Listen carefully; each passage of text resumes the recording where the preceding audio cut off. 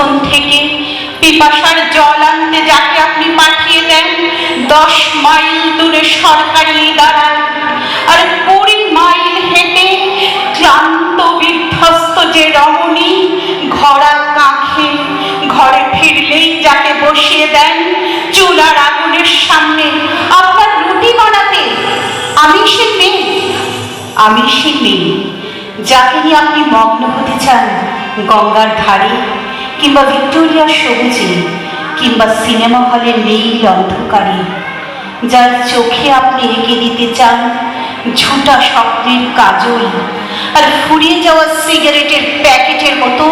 যাকে পথের পাশে ছুঁড়ে ফেলে আপনার ফুল সাজানো গাড়ি শুভ বিবাহ সুসম্পন্ন করতে ছুটে যায় শহরের পথে। করে দেখা আলোর গধূলিতে একা দাঁড়িয়ে থাকা আমি সেই মেয়ে, আমি সেই মেয়ে,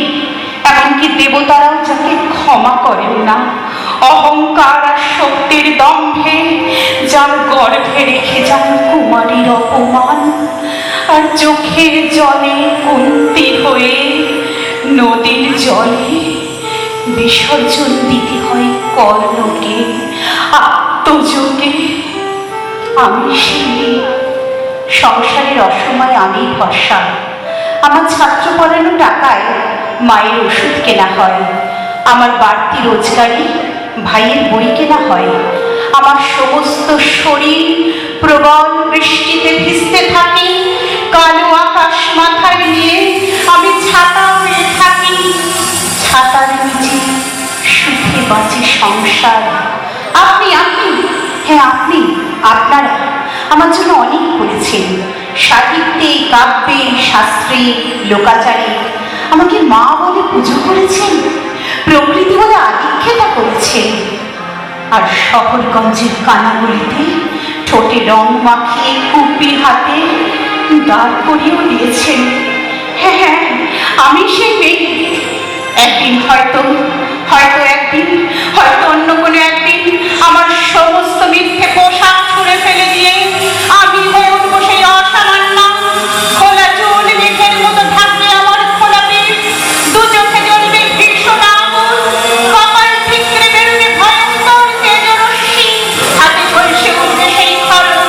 দু পায়ের নুপুরে বেড়ে উঠবে রণদুন্দুভি, নৃশংস অট্টহাসিতে ভরে উঠবে আকাশ, দেবতারাও আতঙ্কে স্তব্ধ হয়ে বলতে থাকবে মহামেঘ প্রভাত ঘোরান মুক্তকে শিক্ষাতর ভোজান কালিকান দক্ষিণান মন্ডমানা বিভূষিতা, বিভৎস দাবানলের মতো আমি এগোতে থাকবো, আর আমার এগিয়ে যাবার পথের দুপাশে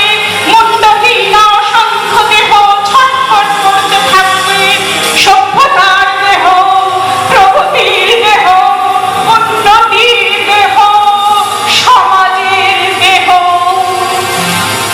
হয়তো হয়তো আমি সেই মেয়ে,